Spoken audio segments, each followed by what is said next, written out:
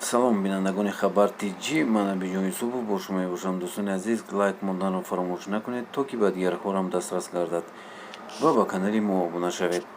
Ахиран Али Рустами, мудири кулли ширкати шаҳри фурудгоҳи Имоми Ҳумайнӣ, ба хабарнигорони ИРНА таъкид намудааст, ки парвоз ба унвони парвози истилолии рӯзҳои душанбе ҳар ҳафта аз Машҳад ба фурудгоҳи Имом меояд ва мақсади баъдии ин парвоз Тоҷикистон хоҳад буд.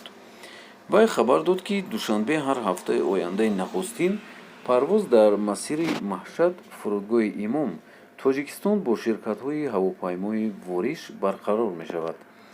Ширкатҳои ҳавопаймое, ки парвозҳои хориҷӣ доранд, барои он ки ҳавопайморо холӣ ба фурудгоҳи Имом интиқол надиҳанд, метавонанд барои фурӯши парвозҳои дохилӣ барномарезӣ кунанд, қайд кардааст мудири кулли ширкати шаҳри фурудгоҳи Имом Ҳумайнӣ.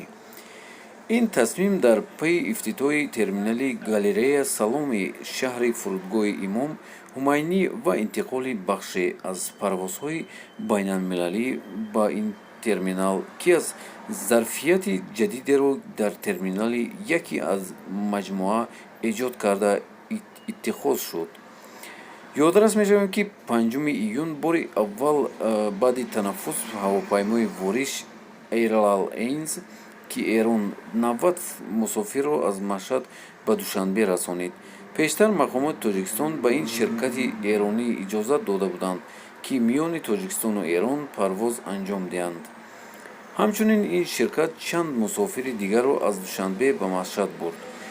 арзиши билети рафту баргашти парвозии масири ҳавои Маҳшад Душанбе ҳудуди 2500 сомонӣ ё $250 ва масири яктарафа ҳудудан 1700 сомонӣ ё $170-ро ташкил медиҳад.